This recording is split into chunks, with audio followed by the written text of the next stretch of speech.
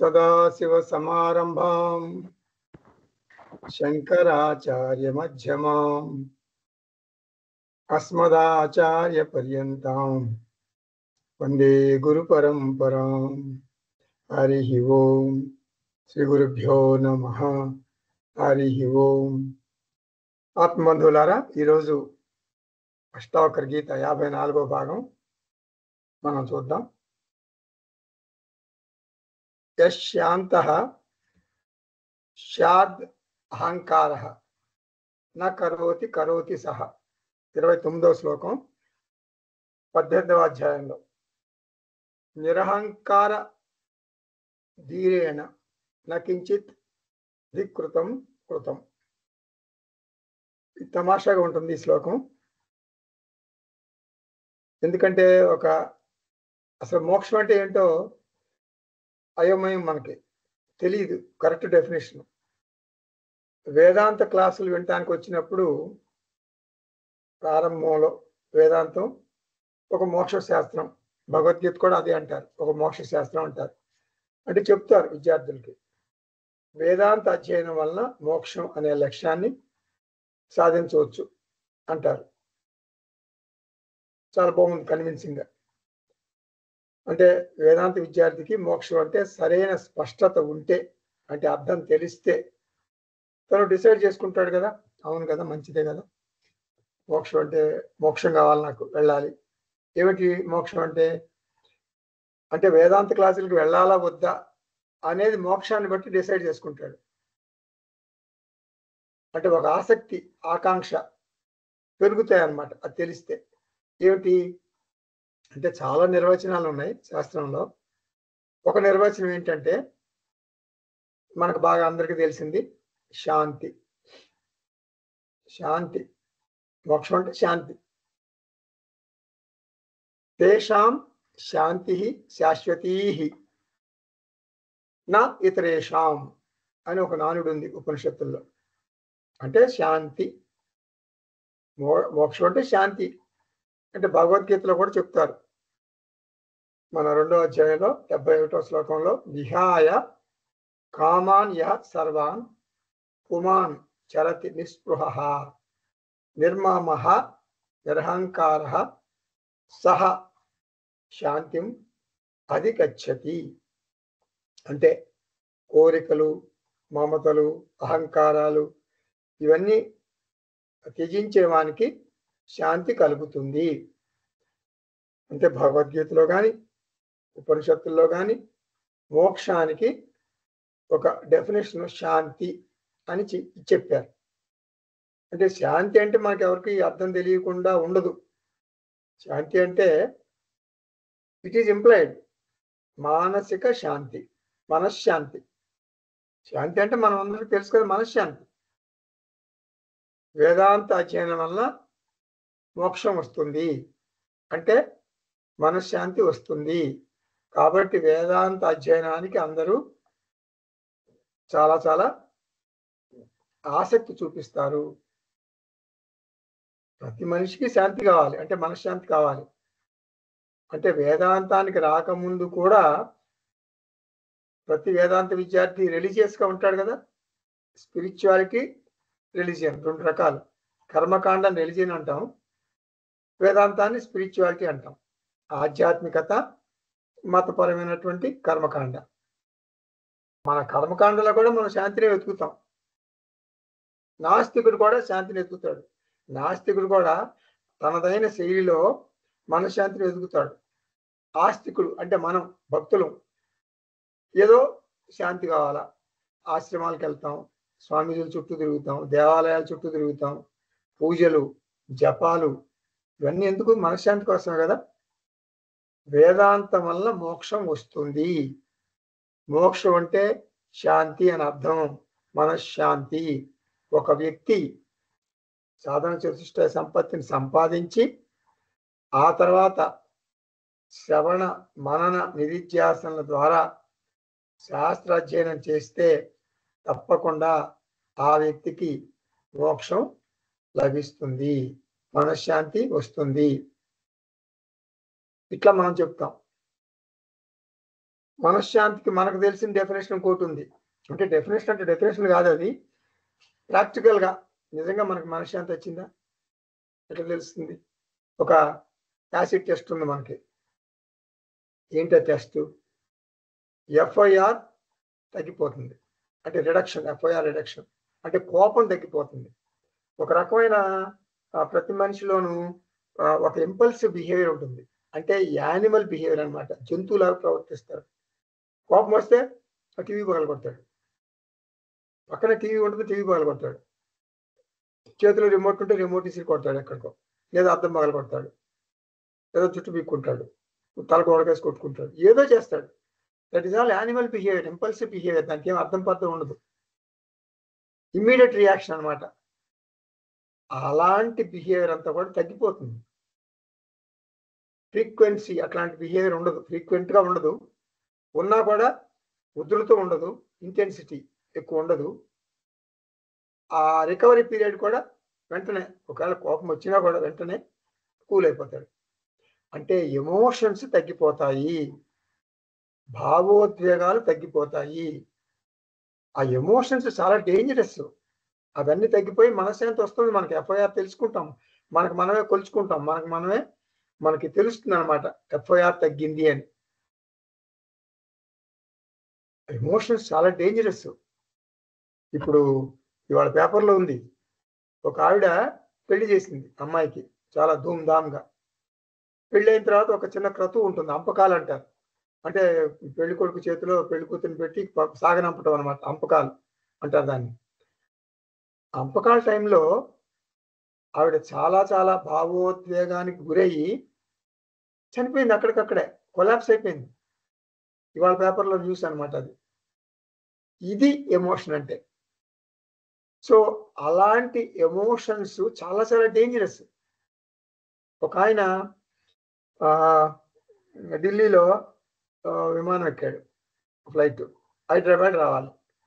ఆయనకి ఆ ఫ్లైట్ ఎక్క ముందే వార్త తెలిసింది, ఒక వార్త ఏమిటంటే ఆయన చాలా చాలా పెద్ద ప్రమోషన్ ఒకటి వచ్చేసింది, చాలా పెద్ద ప్రమోషన్, హై జంప్ అనమాట.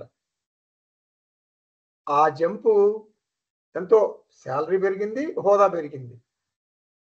అది ఢిల్లీ నుంచి హైదరాబాద్ వచ్చే లోపల అది ఏం ఆలోచించాడో, ఆ జాయ్, ఒక ఆనందాన్ని తట్టుకోలేక ఫ్లైట్ లోనే చనిపోయాడు, just because of Joy. So ఈ భావోద్వేగాలు చాలా చాలా డేంజరస్ అనమాట. సో భావోద్వేగాలు, ఎమోషన్స్, నెగిటివ్ ఎమోషన్స్ నేను చెప్పలేదు, పాజిటివ్ ఎమోషన్స్ చెప్పాను. అయితే ఎమోషన్స్ అంటే ఎమోషన్స్, అది నెగిటివ్ కావచ్చు, పాజిటివ్ కావచ్చు. ఇది లేకుండా ఉండటం అనేది మనశ్శాంతికి చిహ్నం. ఎమోషన్స్ న్యూట్రలైజ్ అవుతాయి అన్నమాట, తగ్గిపోతాయి. తర్వాత ప్రతి ముఖం ఈ మనశ్శాంతి అంటే ఒక 1000 క్యాండిల్ బల్బు లాగా వెలిగిపోతుంది. ఇంకా 1000 క్యాండిల్ బల్బు పక్కన నుంచి ఉంటే 1000 క్యాండిల్ బల్బే చాలా తక్కువ కాంతి ఉంటుంది, దీని ముఖం చాలా ఎక్కువ కాంతి ఉంటుంది. దాన్ని మనం ట్రిపుల్ సి కాదు 4C అనుకోండి, పోని 4 సీలు కనపడతాయి. కామ్గా ఉంటుంది ఫేస్, కామ్గా, చీయర్ఫుల్గా ఉంటుంది, కాన్ఫిడెంట్గా ఉంటుంది, కరేజియస్గా ఉంటుంది. ఇంకా అటువంటి వాళ్ళు ఏదో చెప్తున్నా కానీ నేను అలా ఉంటుంది ఇలా ఉంటుందని, అసలు అటువంటి వాళ్ళ పక్కన మనం కాసేపు కూర్చుందాం అనిపిస్తుంది మనకి. వాళ్ళు మన ఇంటికి వస్తే బాగుండి అనిపిస్తుంది, మన ఇంటికి వస్తే ఇంకా వెళ్ళకూడదు, వాళ్ళు ఇంకా కాసేపు కూర్చుంటే బాగుంటుంది అనిపిస్తుంది, వాళ్ళతోనే మనం ఉండాలనిపిస్తుంది మనకి. అదంతా ఒక రకమైన బ్రహ్మ వచ్చస్సు. మనశ్శాంతి అంటే ఇట్స్ నాట్ ఎ జోక్ అనమాట. సో ఎఫ్ఐఆర్ తగ్గుతుంది, ఈ కామ్నెస్, చీర్ఫుల్నెస్, కాన్ఫిడెన్స్, కరేజియస్గా ఉంటుంది ఫేసు. అలా ముఖం ఒక రకమైనటువంటి వెలుగుతుంది అనమాట, దిగులుగా దీనంగా ఉండదు. టెక్నికల్గా చెప్పాలంటే మనశ్శాంతిని విపరీత భావన నివృత్తి, వాసన క్షయ అంటారు. ప్రతి వేదాంత విద్యార్థి ఈ పద్ధతిలోనే సాధనలు చేసి మనశ్శాంతిని పొందుతాడు, అంటే మోక్షాన్ని పొందుతాడు. వేదాంత అధ్యయనం చేసేటప్పుడు మోక్షానికి నిర్వచనాన్ని మరొక్కసారి పునరాలోచన చేస్తాడు.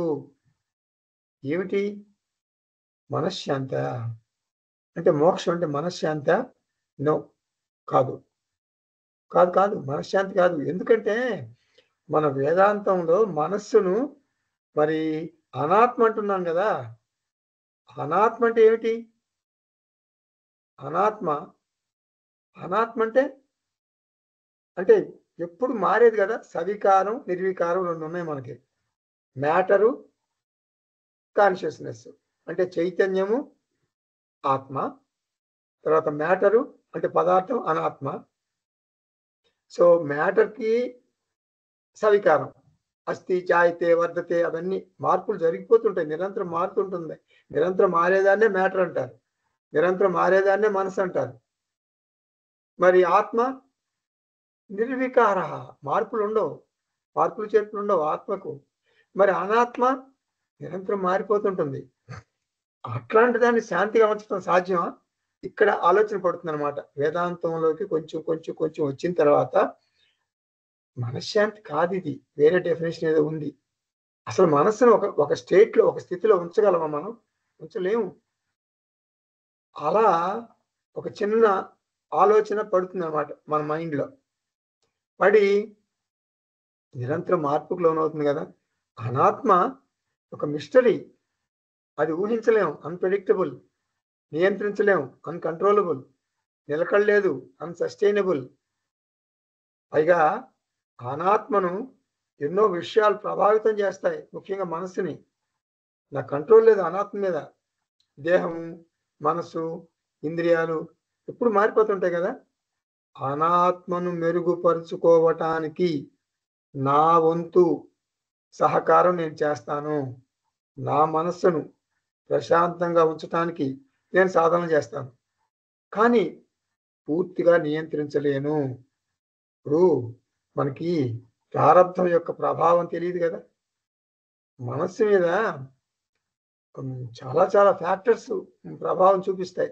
కొన్ని కెమికల్ డ్రగ్స్ కూడా మనం మందులు వేసుకుంటాం కదా, మెడిసిన్స్ వేసుకుంటాం.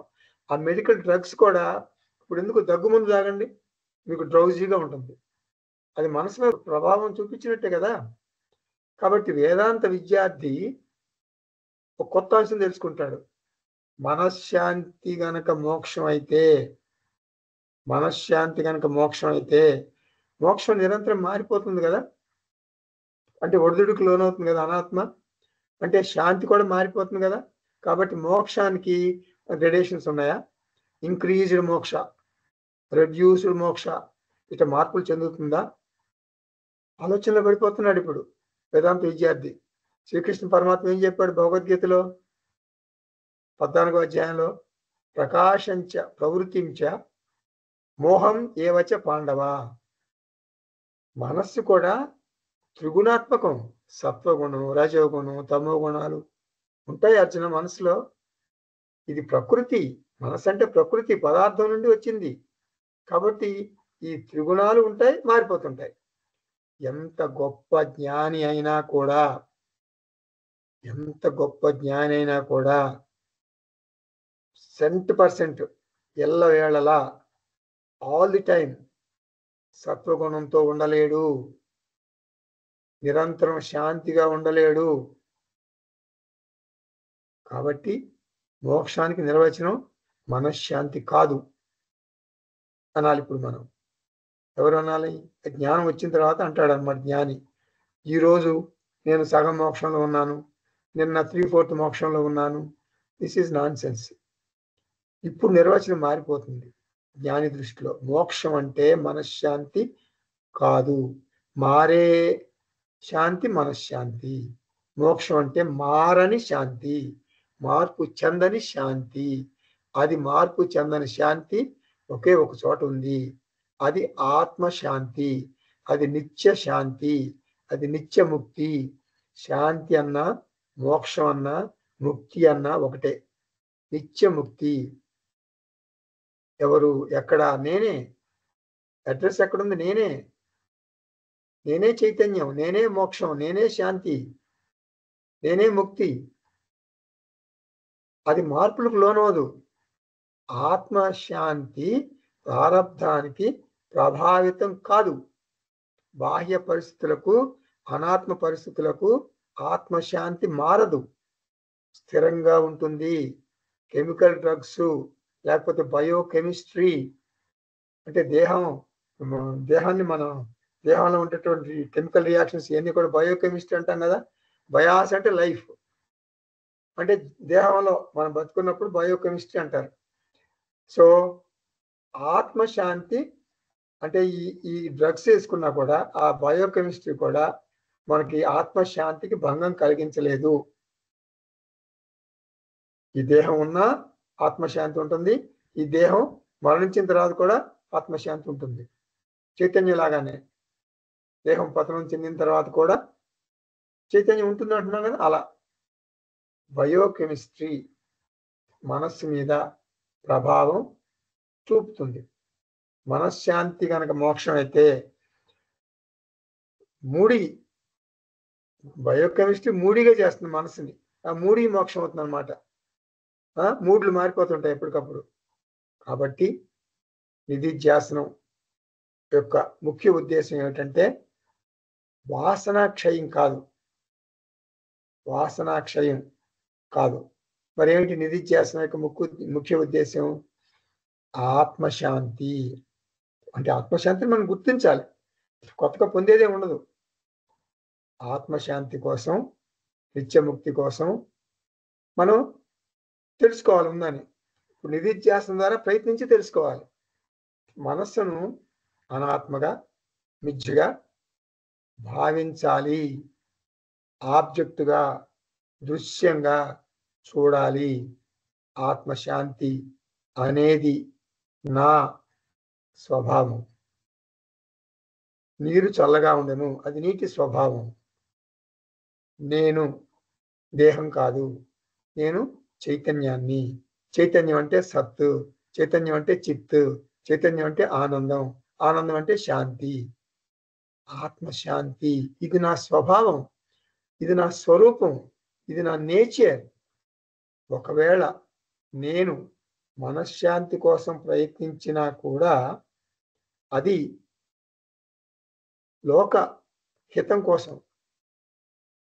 ఇప్పుడు నేను జ్ఞానం వచ్చిన తర్వాత నేనే నా స్వరూపం చైతన్యం తెలిసిన తర్వాత కూడా లోకంలో బతికే ఉంటాను కదా. నేను అంటే జ్ఞాని బతికే ఉంటాడు కదా, ఆ ప్రారంభం ఉన్నంత వరకు బతుకుంటాడు.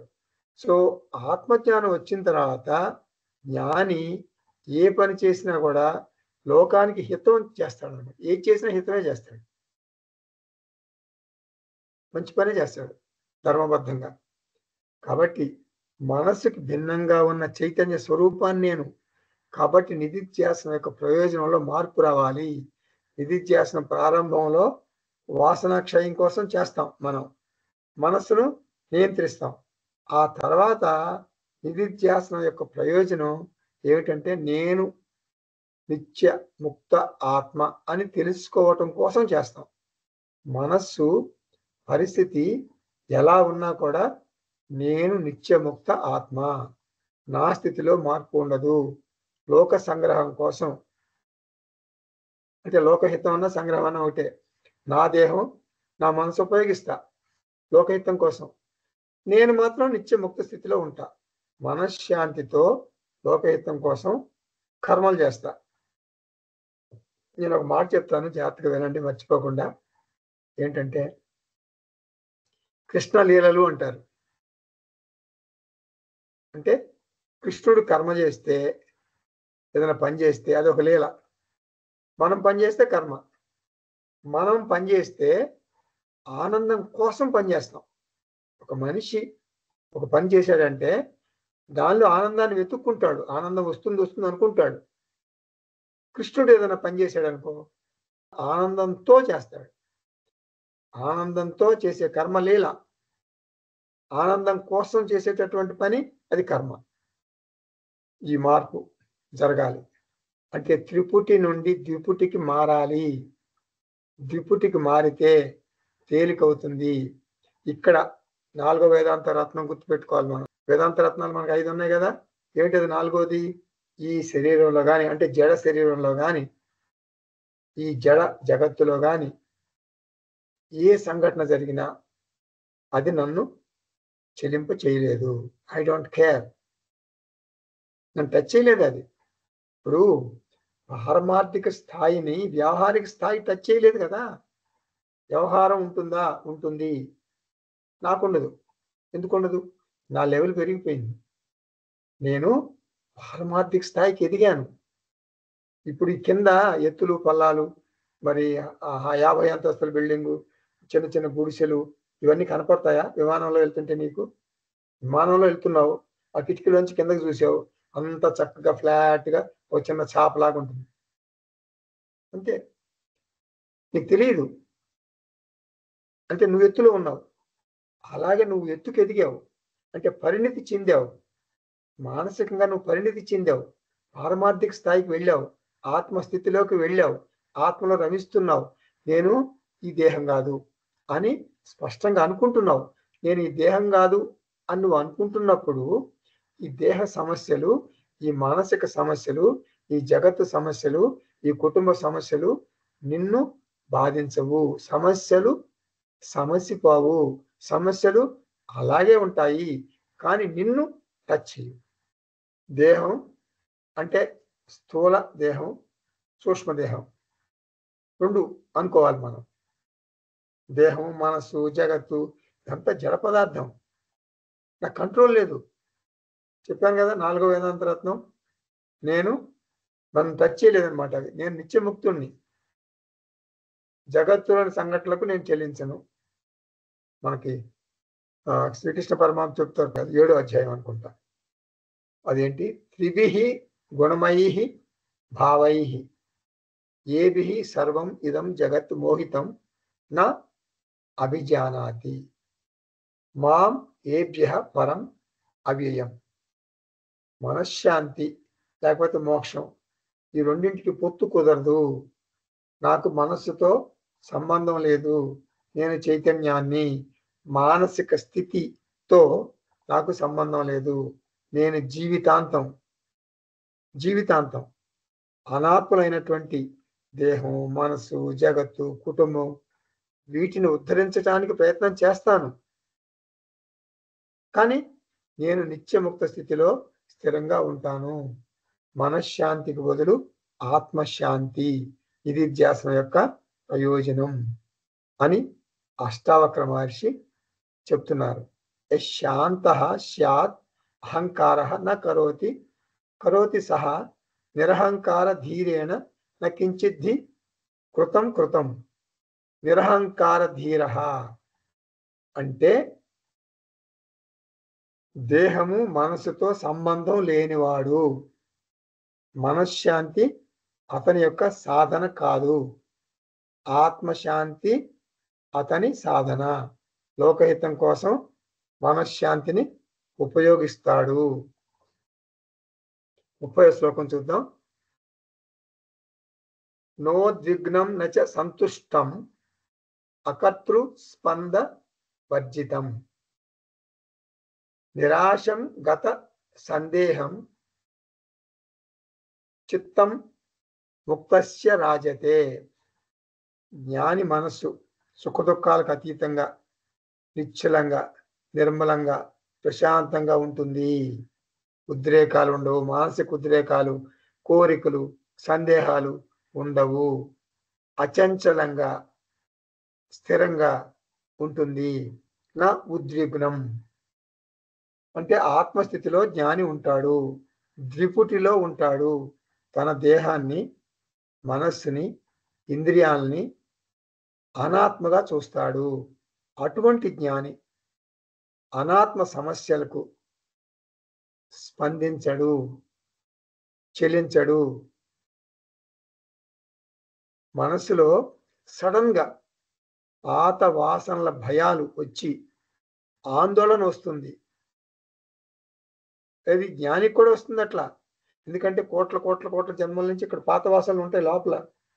అంటే సుప్త చేతన మనసులో సడన్ గా అవి సర్ఫేస్ అయిపోతాయి.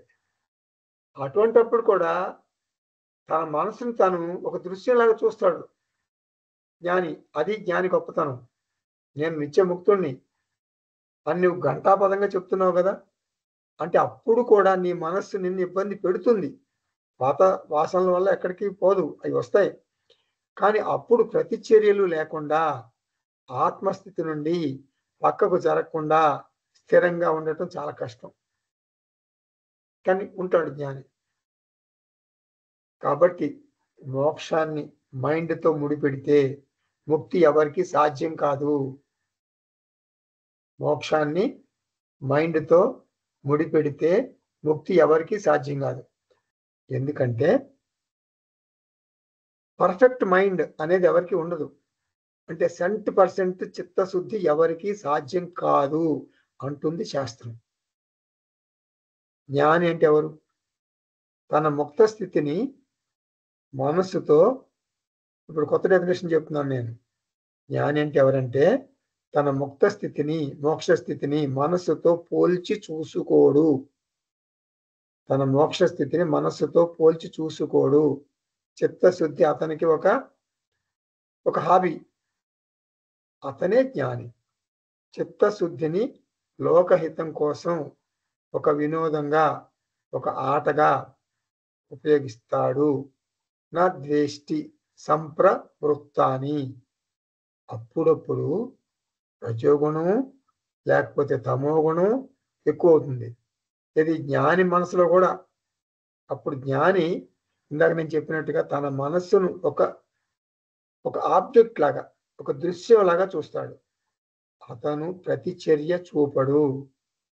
జ్ఞానికి తన మనస్సు యొక్క స్థితి బాగా అర్థమవుతుంది. నా నివృత్తాన్ని కాంక్షతి.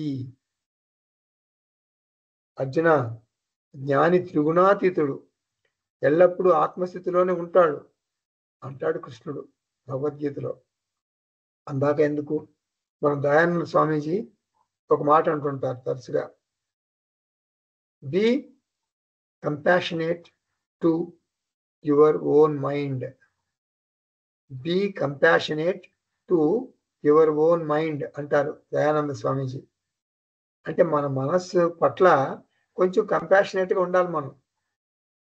అంటే మన మనసును చక్కగా అద్దంలో మన ముఖాన్ని చూసుకున్నట్టుగా చూసుకోగలగాలి. మైండ్ స్థితిని బట్టి పొంగిపోడు జ్ఞాని, కుంగిపోడు. నచ సంతుష్టం. అనాత్మ పరిస్థితులకు పొంగిపోడు అని అర్థం. అకర్తృ అంటే తాను చేస్తున్నాను అని భావించడు. అంటే జ్ఞాని పని చేయడు. జ్ఞాని అసలేం పని చేయడు, సైలెంట్గా నిర్వికల్ప సమాధిలో కూర్చుంటాడు అని అర్థం చేసుకోకూడదు మీరు. దేహం మనస్సు ఉన్నంత వరకు కర్మలుంటాయి. ఎవరికి? ప్రతి మనిషికి, జ్ఞానికి అజ్ఞానికి కూడా. దేహం మనసు ఉన్నంత వరకు కర్మలు ఉంటాయి. తింటాడు, కనీసం తినాలి కదా, స్నానం చేస్తాడు.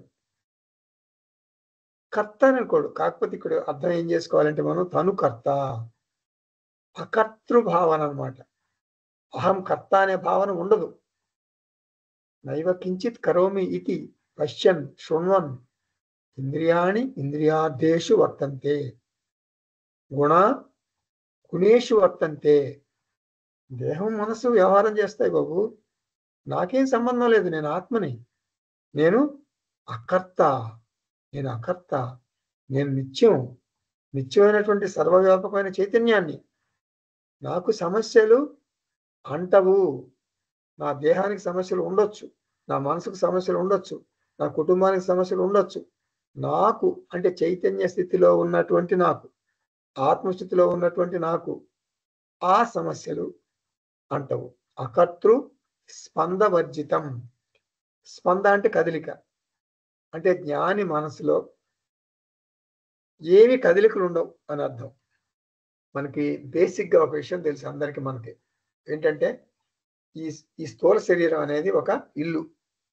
ఇంట్లో మనకు 19 బెడ్రూమ్లు ఉన్నాయి.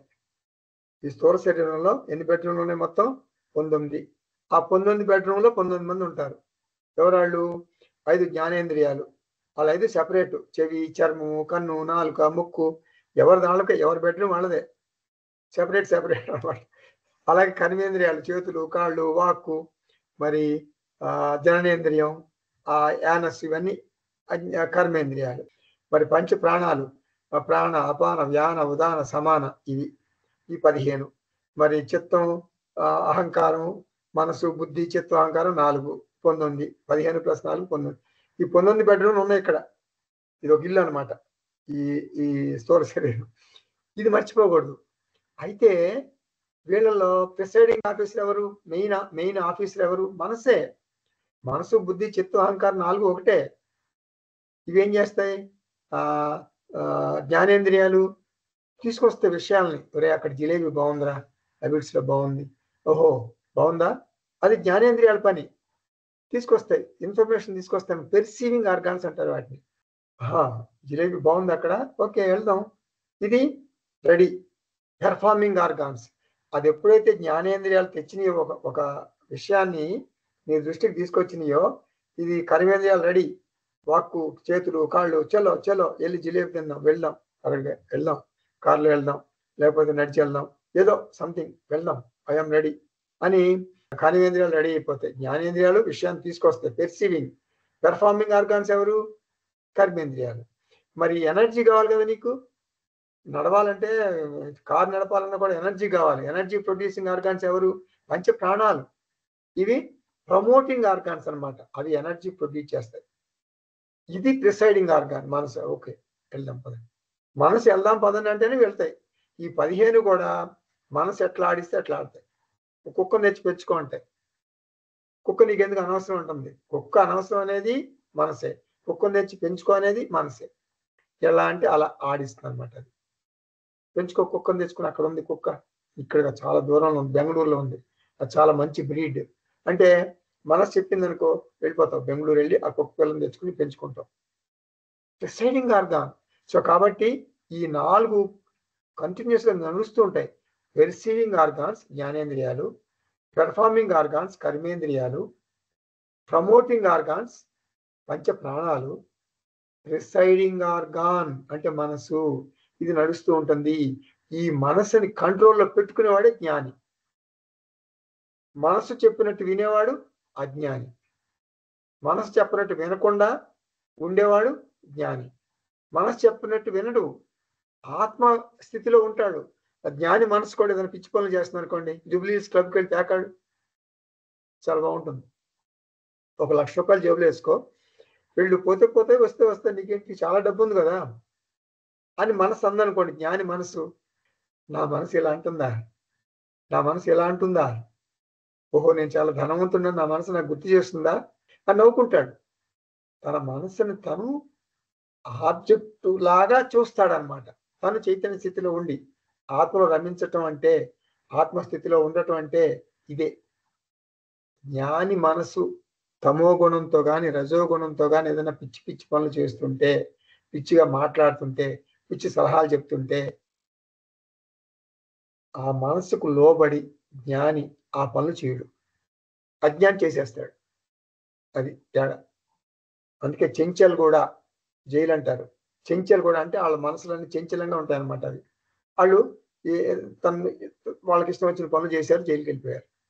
చెంచలం, మనసు చెంచలం అని అర్జునుడు కూడా అంటాడు. ఈ చంచలమైనటువంటి మనసును ఆపటం కష్టం కృష్ణ అంటాడు. నిజమే, కష్టమే. ఆత్మస్థితిలోకి వస్తే నీకు కష్టం కాదు, చేసుకోవాలి, మనసును నియంత్రించుకోవాలి, సాధనా చతుష్టయ సంపత్తి పొందాలి, ఆ తర్వాత ఇటు రావాలి, ఆత్మస్థితిలోకి రావాలి, మనసును మనం పరిశీలించాలి. ఇలా మార్చుకోవాలి, మన పంథా మార్చుకోవాలి. నేను మోక్షం కోసం ఏ కర్మ చెయ్యను, గత సందేహం, నిస్సంశయ స్వరూప జ్ఞానం, నేను అసంగ చైతన్యం, ముక్తస్య చిత్తం రాజతే. జ్ఞాని మనస్సు ఇటువంటి విలువలతో ప్రకాశిస్తుంది అని మనకు అష్టావక్ర మహర్షి జ్ఞానిని స్తుతిస్తున్నారన్నమాట. నిర్ధ్యాతుం చేష్టుతుం వాపి, 31వ శ్లోకం చూస్తున్నాం.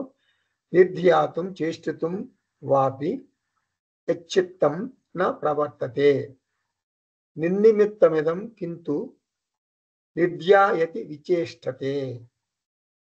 31వ శ్లోకం. జీవన్ముక్తుని యొక్క మనస్సు ధ్యానంలో గాని కర్మల్లో గాని లీనమైపోదు. సహజ స్పందనతో ఆ మనస్సు ధ్యానయుక్తంగా క్రియాశీలతతో నిస్వార్థంగా కర్మలు ఆచరిస్తుంది. నాకు జీవితంలో ఒక లక్ష్యం లేదు, ఒక గోల్ లేదు, మనస్సు 100% శుద్ధం అని చెప్పలేము. అది సాధ్యం కాదు. ఒకవేళ చిత్తశుద్ధి పొందినా అది అలాగే స్థిరంగా ఉండదు. మనస్సు ఆఫ్టర్ ఆల్ అనాత్మ, అంటే అపరా ప్రకృతి, మ్యాటర్. అది నిరంతరం మారిపోతూ ఉంటుంది. మారే మనసు గలవాడే మనిషి. మనసు దృష్ట్యా నేను ముక్తః అని చెప్పలేను. నిత్య ముముక్షువు, నిత్య సాధకుణ్ణి అని చెప్పాల్సి ఉంటుంది మనసు విషయంలో. చంచలం హి మనః కృష్ణ ప్రమాది బలవదృఢం తస్యాహం నిగ్రహం మన్యే వాయోరివ సుదుష్కరం అన్నాడు కదా. ఇప్పుడే నేను చెప్పాను కదా, అర్జునుడు గాలిని ఆపలేం. కృష్ణ చంచలమైంది మనస్సు, అట్లాగే మనస్సు నిగ్రహించలేం కృష్ణ అంటాడు అర్జునుడు. అక్కడ దాకా ఎందుకు, మనకి గౌడపాదులు అంటారు కదా మాండవిక కారికలో, ఏమంటారు? మనస్సు నుండి ఒక్కటొక్కటిగా ఆలోచనలు తీసివేయటం అసాధ్యం. గౌడపాదులు అనే మాట ఇది మాండవిక కారికలో. మనస్సు నుండి, అంటే మనకి మనసులో చాలా వాసనలు ఉన్నాయి కదా, అంటే పాత వాసనలు ఉన్నాయి కదా, సంచిత కర్మలు, ఎప్పుడెప్పటి నుంచో కోట్ల కోట్ల జన్మల నుంచి వచ్చిన ఆలోచనలు ఒక్కొక్కటి తీసేయాలి, ఒక్కొక్కటి తీసేసేయాలి. అది అసాధ్యం. దాన్ని పోల్చారు ఎవరు? గౌడపాదులే. ఏం పోల్చారు? ఒక చిన్న గడ్డి పరక తీసుకోండి, పచ్చగడ్డి తీసుకుని సముద్రం దగ్గరికి వెళ్ళండి. ఆ సముద్రం ముందు కూర్చోండి. సముద్ర జలాన్ని ఇట్లా ఆ గడ్డి పరక ఇట్లా ముంచండి, పచ్చగడ్డి పరకని ఉంచి ఒక డ్రాప్ తీసుకోండి, ఒడ్డుకేసేయండి. మళ్ళీ ఒక డ్రాప్ తీసుకు ఒడ్డుకేసేయండి. ఒక చిన్న పచ్చగడ్డి పరకతో, బ్లేడ్ ఆఫ్ గ్రాస్తో ఒక్కొక్క చుక్క సముద్రంలోంచి వేసేయండి. ఎన్నాళ్ళకి సముద్రం నీళ్ళని ఇంకిపోతాయి అట్లా ఒక్కొక్క చుక్క వేస్తుంటే? పాసిబుల్ కాదు. ఈ జన్మలో కాదు, మనసులోని ఆలోచనలు ఈ జన్మలో కావు. కోట్ల కోట్ల కోట్ల కోట్ల జన్మల నుండి వస్తున్న వాసనలు మనసులో తిష్టేసుకుని కూర్చుంటాయి. కాబట్టి సముద్రంలో నీటిని చుక్క చుక్క చుక్క వేసి ఎట్లా ఖాళీ చేయలేవో అలా మనసులోని వాసనలు తీసేయటం కష్టం. కాబట్టి మనశ్శాంతి జరగదు, మనోజయం జరగదు, మనోనిబ్బరం జరగదు. అంటే సాధించడం తేలిక కాదు. ఒకవేళ మనశ్శాంతితో ముక్తి సాధించటం అనుకున్నా కూడా అది మారిపోతుంది. మనశ్శాంతి ఎప్పుడు మారిపోతుంటుంది కదా. నేను ముక్తః అనగానే, అంటే మనశ్శాంతి దృష్ట్యా నువ్వు అన్నావు అనుకో, నిన్న నువ్వు ఏదో మిస్బిహేవ్ చేసావు, బ్యాడ్గా కోపం తెచ్చుకుని ఎవరిని తిట్టావు, అది గుర్తొస్తుంది నీకు. నేను ముక్త అనగానే నిన్నటి సంఘటన, నిన్న నువ్వు కోపం తెచ్చుకున్న విషయం గుర్తొస్తుంది. కాబట్టి అనాత్మను సరిచేసుకుంటూ ముక్తి సాధించటం కుదరదు, కుదరదు, కుదరదు. అనాత్మను సరిచేసుకుంటూ, అంటే మనసును సరిచేసుకుంటూ ముక్తి సాధించటం కుదరదు. మనకు విజయం సాధించలేం మనం. కాబట్టి మోక్షం అంటే నిర్వచనం మనశ్శాంతి అనేది యథార్థం కాదు. మనశ్శాంతి ఒక హాబీ. ఫ్యాక్ట్ ఏమిటి? నేను నిత్యముక్త అని సాధకుడు స్పష్టంగా చెప్పగలగాలి. అటువంటి జ్ఞాని గురించి అష్టావక్ర మహర్షి మనతో చెప్తున్నాడు. చిత్తం నా ప్రవర్తతే. జ్ఞాని మనస్సు ఒక సాధనంగా ధ్యానం చేయదు. నిర్ధ్యాతం అంటే మెడిటేషన్ ప్రాక్టీస్ చేయదు. చేష్టుతం వా అంటే మనసులో ప్రత్యేకమైన పని మీద లగ్నం చేయదు. ఒక లక్ష్యాన్ని చేరుకోవాలి లేదా ఈ సంఘటన వదిలేయాలి అని జ్ఞాని ఆందోళన చెందడు. మరి జ్ఞాని యొక్క దృక్పథం ఏమిటి? మనస్సు, వినండి జాగ్రత్తగా, జ్ఞాని దృక్పథం ఏమిటి? మనస్సు ఏ స్థితిలో ఉన్నా కూడా నేను నిత్యముక్త స్థితిలో ఉన్నాను అంటాడు జ్ఞాని. మళ్ళీ చెబుతున్నా, జ్ఞాని మనస్సు ఏ స్థితిలో ఉన్నా కూడా, తన మనస్సు ఏ స్థితిలో ఉన్నా కూడా జ్ఞాని ఏమంటాడు? నేను నిత్యముక్త స్థితిలో ఉన్నాను అంటాడు జ్ఞాని. నిర్నిమిత్తం. నిర్నిమిత్తం అంటే ఎక్స్పెక్టేషన్స్ లేకుండా, అంచనాలు లేకుండా, ఏమి ఆశించకుండా, ఏమి లక్ష్యం లేకుండా, గోల్ లేకుండా జ్ఞాని ఒక ఆటలాగా, వినోదంలాగా కర్మలు చేస్తాడు. ఏంటి? ఆడుతూ పాడుతూ చేస్తాడు అనమాట. 32వ శ్లోకం. తత్వం యథార్థమా కర్ణ్య మందః ప్రాప్నోతి మూఢతాం అథవా యాతి సంకోచం అమూఢః కోపి మూఢవత్. ఈ శ్లోకం చాలా బాగుంటుంది, జాగ్రత్తగా వినండి. తెలివిహీనుడు అంటే తెలివి తక్కువవాడు తత్వసారాన్ని విని, అంటే వేదాంతానికి వస్తాడు, వేదాంత క్లాసులకు వస్తాడు, ఒక 10 ఏళ్ళు అటెండ్ అవుతాడు, సందేహాస్పదుడు అవుతాడు. బుద్ధిమంతుడు తత్వసారాన్ని గ్రహించి అంతర్దృష్టితో అంతర్ముఖుడై సత్యం దర్శించి, అంటే ఆత్మసత్యం జగన్మిథ్య దర్శించి బాహ్యంగా మూడులా కనిపిస్తాడు. బాహ్యంగా మూడులా కనిపిస్తాడు వాడు కూడా. ఇది జ్ఞాని కూడా. ఇప్పుడు చెప్తున్నాను, స్పష్టంగా చెప్తున్నాను, వినండి. వేదాంత అధ్యయనం చేసే వాళ్ళల్లో 2 రకాల వ్యక్తులు ఉంటారు. ఒకళ్ళు మందహ, 2 బుద్ధిమాన్.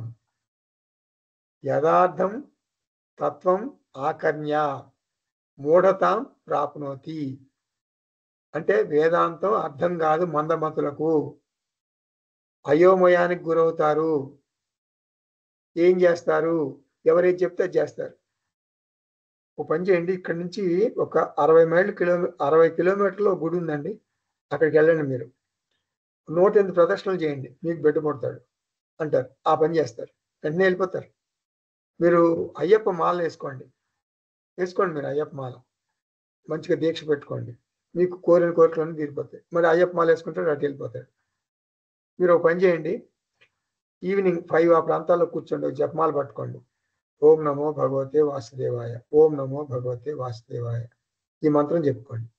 మీకు అన్ని పనులు అయిపోతాయి. పనులు అవటమే కాదు, మనసు శాంతిగా ఉంటుంది అని చెప్తే అది చేస్తాడు, జపం చేస్తాడు. అది కాదండి, అక్కడ మెడిటేషన్ చెప్తున్నారు, 1,00,000 మంది ఒక చోటే కూర్చుంటారు, అంత పెద్ద మెడిటేషన్ హాల్ కట్టారు, అక్కడ మీకు భోజనం ఫ్రీ, అన్ని ఫ్రీ, అక్కడికి వెళ్ళండి, ఒక 21 days ఎంతో మీకు అక్కడ చెప్తారు అంటే అక్కడికి వెళ్ళిపోతాడు. అక్కడికి వెళ్ళిపోయి శుభ్రంగా భోజనం చేస్తాడు, అక్కడ వాళ్ళు చెప్పిన మెడిటేషన్ చేసుకుంటాడు, వస్తాడు.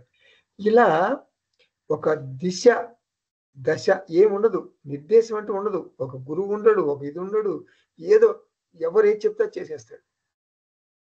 వాడు అజ్ఞాని. మూఢతాం ప్రాప్నోతి. వేదాంతం అర్థం కాదు, అయోమయానికి గురవుతాడు, వదిలేస్తాడు. ఎవరిని వదిలేస్తాడు? ఏంటో పిచ్చివాడు అయిపోతాడు అమ్మా. వేదాంతం వదిలేస్తాడు, ఫస్ట్ వేదాంతం వదిలేస్తాడు, అన్ని వదిలేస్తాడు. అంత ఏంటండి, ఏదో చెప్తారు కానండి, ఏం జరగదండి. భగవంతుడు కూడానండి మరి ధనవంతులకే సహాయం చేస్తాడండి, మన పేదవాళ్ళకి చేయడు అంటాడు. పెద్ద భగవంతుడిని కాచి వడపోసినట్టుగా. ఇలాంటి అమాయకులు, అయోమయానికి గురయ్యే వాళ్ళు మూఢులు అనమాట. అది ఒక రకం. మందహ, వేదాంతాన్ని వదిలేస్తాడు, ఎందుకు అర్థం కాక. ఇంకొకళ్ళు బుద్ధిమాన్, సాధన చతుష్టయ సంపత్తి పొంది వేదాంత తత్వాన్ని, సారాన్ని బాగా అర్థం చేసుకుని ఆపేస్తాడు సాధనలు.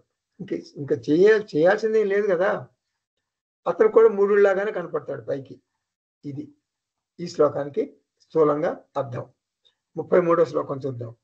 ఏకాగ్రత నిరోధోవా మూఢై రభ్యస్యతే భృశ్యం ధీరాః కృత్యం న పశ్యంతి సుప్తవత్ స్వపదే స్థితాః. మూఢులు అంటే మూఢులు మాత్రమే మనసును నియమించి, ఇది తమాషాగా ఉంటుంది, మంచిగా అర్థం చేసుకోవాలి మీరు. మూఢులు ఏం చేస్తారంటే మనసును చాలా చాలా కాన్సన్ట్రేటెడ్ మెడిటేషన్, ఏకాగ్రత ధ్యానం అభ్యసించి తన సహజ స్వరూప నిష్ఠుడై సుషుప్తిలో ఉన్న వాని వలె ఏది సాధించాలనుకోడు అనమాట. ఏకాగ్రత నిరోధ అంటే ఇక్కడ 2 రకాల వాళ్ళు ఉంటారు. అంటే పరిణితి చెందకుండా ఏదో పిచ్చి పిచ్చిగా ధ్యానం చేసేవాళ్ళు ఒక టైప్ ఉంటారు. అసలు కరెక్ట్‌గా శాస్త్ర ప్రకారం ఇప్పుడు మన స్వామీజీ పరమార్థానందజీ పదే పదే ఫాలో శాస్త్ర అంటారు. మనం వెళ్ళి 2 మాటలు చెప్తే, స్వామీజీ మీ దగ్గరికి కష్టపడి మెడ్రాస్ వచ్చాం, మీ దర్శనం చేసుకున్నాం, 2 మాటలు మంచి మాటలు చెప్పండి అంటే చెప్పరు. ఫాలో శాస్త్ర. ఈ 2 మాటలు ఫాలో శాస్త్ర. ఈ 2 మాటలు చెప్తారు. అంటే శాస్త్రిక్‌గా ఉండాలి మన జీవితం అంతా కూడా. వైదిక జీవన విధానం మనది. వేదాంత జీవన విధానం. ఎవరేది చెప్తే అది చేయటం కాదు. శాస్త్రిక్ లైఫ్, స్పిరిచ్యువల్ లైఫ్ ఉండాలి మనకి. రిలీజియస్ లైఫ్ కాదు. Religious life is not final. Religious life is a stepping stone for spiritual life. So ఫైనల్‌గా మీరు ఢిల్లీ వెళ్ళాలి. ఢిల్లీ వెళ్ళాలని రైలు ఎక్కారు. నాగ్పూర్ వెళ్తారు. నాగ్పూర్‌లో ఢిల్లీకి ఇంకో ట్రైన్ ఎక్కుతారు అనుకోండి సపోజ్. మీరు నాగ్పూర్ వెళ్ళిన తర్వాత ఏం చేయాలి? నాగ్పూర్‌లో కనెక్టింగ్ ట్రైన్ ఢిల్లీ ఎక్కాలి కదా! ఎక్కరు. ఎక్కకుండా చాలా బాగుంది అక్కడ. వాతావరణం చాలా బాగుంది. మిమ్మల్ని చాలా గౌరవిస్తున్నారు. అందరూ మీకు హారతులు ఇస్తున్నారు. మిమ్మల్ని మెచ్చుకుంటున్నారు. అని నాగ్పూర్‌లో ఉండిపోతారా? ఢిల్లీ వెళ్ళరా? మీ ఎయిమ్ ఏమిటి? ఢిల్లీ వెళ్ళాలి కదా! అక్కడ ట్రైన్ మారాలి కదా! మారట్లా. అలా మన మనుషులందరూ కూడా చాలా మంది కర్మకాండలోనే ఉండిపోతున్నారు. జ్ఞానకాండకు రారు. జ్ఞానకాండకి ఎవరు రారు. బోరింగ్ అండి. మాకు అర్థం కాదండి వేదాంతం. మాకు ఉపనిషత్తులు అర్థం కావండి అంటారు తప్ప అర్థం చేసుకోవడానికి ప్రయత్నం చేయరు. ఇది క్యాజువల్‌గా వినేది కాదు జ్ఞానకాండ. జ్ఞానకాండ క్యాజువల్‌గా తమాషాగా చేసేది కాదు. మనం ఏదో వెళ్తాం భోజనానికి వెళ్తాం, ఎవరింటికో పెళ్ళికి వెళ్తాం. అక్కడ మనం చేసేది ఏముంటుంది? వెళ్ళి భోంచేసి వచ్చేస్తాం. వాళ్ళకి అక్షంతలు వేస్తాం. It's casual. నీ యొక్క డెరివేషన్ ఏమి ఉండదు అక్కడ.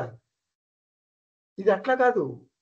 నువ్వు ఎట్లా అయితే 10th క్లాస్ పాస్ అయ్యావో, ఎట్లా అయితే బీఎస్సీ పాస్ అయ్యావో, ఎంబీబీఎస్ పాస్ అయ్యావో, ఇలా ఒక ఒక కాన్సంట్రేషన్‌గా ఒక శ్రద్ధగా గురుముఖతః అధ్యయనం చేస్తేనే నువ్వు జ్ఞానయోగి అవుతావు. శ్రవణం చేయాలి. క్యాజువల్‌గా జరిగేది కాదు. 10 మంది విష్ణు సహస్రనామాలు, సామూహిక విష్ణు సహస్రనామం మా ఇంటికి రండి. ఇదేదో కిట్టి పార్టీ లాగా ఒకరోజు మీ ఇంట్లో, ఒకరోజు మా ఇంట్లో. దానివల్ల మీకు జ్ఞానం రాదు. ఆత్మజ్ఞానం అసలు రాదు. బ్రహ్మజ్ఞానం రాదు. నువ్వు జ్ఞానయోగివి కాదు. అదంతా కర్మకాండ. సో కాబట్టి కర్మకాండకు, జ్ఞానకాండకు నీ మనస్సులోనే ఒక ఇది పడాలి. డిస్క్రిమినేషన్ తెలియాలి నీకు. నేను కర్మకాండలో ఎన్నాళ్ళు ఉంటాను ఇట్లా? నేను జ్ఞానకాండకి ఎప్పుడు వెళ్తాను? జ్ఞానకాండకి వెళ్ళాలంటే మరి గురువు దొరకాలి కదా నాకు. నీకు గురువు దొరకడనుకో, మన ఆర్ష విద్యా తరంగిణి ఉంది కదా! ఆర్ష విద్యా తరంగిణి కొట్టండి. సెల్ ఫోన్‌లో లేకపోతే ల్యాప్‌టాప్‌లో కొట్టండి. అందుట్లో మన ఉపన్యాసాలన్నీ వస్తాయి. మన గురువు గారు గురు దంపతులు చెప్పినటువంటి ఇంగ్లీష్ భగవద్గీత వస్తుంది. తెలుగు భగవద్గీత వస్తుంది. ఇంకా అష్టావకర గీత ఉపన్యాసాలు వస్తాయి. తత్వబోధ, మరి ఆత్మబోధ ఇయన్నీ వస్తాయి. ఏది కావాలో అది వినండి. గురుముఖతః వినలేకపోతే ఈ క్యాసెట్లు వినండి. ఈ స్పీచ్‌లు వినండి. అలా శ్రద్ధగా అభ్యాసం చేస్తేనే, శ్రవణం చేస్తేనే, మననం చేస్తేనే, నిధిధ్యాసనం చేస్తేనే దిక్పుటిలోకెళ్తారు. జ్ఞానం వస్తుంది. తమాషాగా జస్ట్ లైక్ దట్ వస్తుంది. చాలా మంది ఎక్స్‌పెక్ట్ చేస్తారు. క్యాజువల్‌గా వేదాంతం వల్ల ఏం ఉపయోగం లేదు. సీరియస్‌గా వేదాంత శ్రవణం చేసేవాడికే ఏదన్నా డెరివేషన్ ఉంటుంది. దానివల్ల ఉపయోగం ఉంటుంది. ఇది ఇప్పుడు నేను చెప్పేటటువంటి ఈ శ్లోకం యొక్క ఎసెన్స్ ఇదనమాట. ఏకాగ్రత నిరోధః అంటే అష్టాంగ యోగ అభ్యాసం అంటే ఏకాగ్రత మరియు నిరోధం. అంటే పతంజలి ఋషి చెప్పినటువంటి యమ, నియమ, ఆసన, ప్రాణాయామ, ప్రత్యాహార, ధారణ, ధ్యాన, సమాధి ఇవన్నీ ఉన్నాయి. ఇదేం చేస్తారు? దీన్ని అడ్డం పెట్టుకుని మనస్సుని ఆలోచన లేకుండా చేస్తారు చాలామంది. ఎందుకంటే యోగా అంటే చిత్తవృత్తి నిరోధః అంటారు కదా పతంజలి మహర్షి. చిత్తవృత్తి నిరోధః అంటే మనసులో ఆలోచన లేకుండా ఆ మనసును అలా కొనసాగించాలి. ఆలోచన లేకుండా చేయాలి. అష్టావక్ర మహర్షి అంటారు, ఈ సాధనలన్నీ మూఢైహి అభ్యస్యతే, మూఢులు పాటిస్తారు. వారు గొప్ప యోగులని వారు అనుకుంటారు. వేదాంత అధ్యయనానికి చిత్తశుద్ధి ఉన్న మనసు కావాలి, అంతవరకు కరెక్టే. చిత్తశుద్ధి ఉన్న మనసు ఎందుకు కావాలి? ఆత్మశాంతిని పొందటానికి కావాలి, అంటే ఆత్మస్థితిలోకి వెళ్ళటానికి కావాలి. అది అంటే ఆత్మజ్ఞానం పొందటానికి కావాలి, అంతవరకు కరెక్టే. కానీ నేను చెప్పాను కదా ఇందాక, నాగపూర్లో ఉండిపోయినట్టుగా కొంతమంది వేదాంత క్లాస్కి వస్తారు, వినరు శ్రద్ధగా. ఏం చేస్తారు? కళ్ళు మూసుకుని ధ్యానంలో మునిగిపోయి క్లాస్ వింటారు. అంటే వేదాంత అంటే వాళ్ళు మెడిటేషన్ అనుకుంటారు. అంటే శ్రద్ధగా వినాలంటే కళ్ళు మూసుకోవాలా? ధ్యానంలోకి వెళ్ళిపోవాలా? ఆలోచనలు లేని మనసు తయారు చేసుకుని ఆ మనసుతో వేదాంతం వినాలని వాళ్ళు అనుకుంటారు. అది కరెక్ట్ కాదు. బ్రహ్మవిత్ వరిష్ఠ, ఉన్నతమైన ముక్తి ఏది అంటే నిర్వికల్పక సమాధి అంటారు వాళ్ళు. ఆ సమాధి నుండి మేలు కొనకుండా అలా ఉండిపోవాలి. ఎవరైనా టచ్ చేస్తే లేవకూడదు, నిర్వికల్ప సమాధిలోనే ఉండిపోవాలి. స్వామి వివేకానంద కూడా రామకృష్ణ పరమహంస అంటాడు అప్పుడు, నేను అట్లా ఉండిపోవాలి స్వామీజీ, నేను అట్లా ఉండిపోవాలంటే అట్లా తప్పురాది, నీకు జ్ఞానం కావాలని రామకృష్ణ పరమహంస చెప్తాడు వివేకానందతో. అప్పుడు అష్టావక్ర మహర్షి అంటారు, చిత్తవృత్తి నిరోధ, ఏకాగ్రత లక్ష్యం కాదు, అవి మన లక్ష్యం కాదు, అది మూఢులు అభ్యసిస్తారు. ఎంత మాట అన్నారు చూడండి అష్టావక్ర మహర్షి. ఎంతవరకు ఉండాలో అంతవరకు ఉండాలి. Limitations, priority of life. Ashtanga Yoga, Patanjali Maharshi యొక్క అష్టాంగ యోగ చాలా మంచిది. ఎంతవరకు? నీకు చిత్త శుద్ధి రావటానికి పనికొస్తుంది. అది జ్ఞానాన్ని ఇవ్వదు, ఆత్మజ్ఞానాన్ని ఇవ్వదు. ఏకాగ్రత మన లక్ష్యం కాదు, మూఢులు అభ్యసిస్తారు. అది చిత్తశుద్ధికి పతంజలి యోగ పనికి వస్తుంది, అంతేగాని దాని వలన ముక్తి రాదు. స్వస్తి. ఓం పూర్ణమద పూర్ణమిదం పూర్ణాత్ పూర్ణముదచ్యతే పూర్ణస్య పూర్ణమాదాయ పూర్ణమేవావశిష్యతే. ఓం శాంతి శాంతి శాంతి. హరి ఓం. శ్రీ గురుభ్యో నమః. హరి ఓం.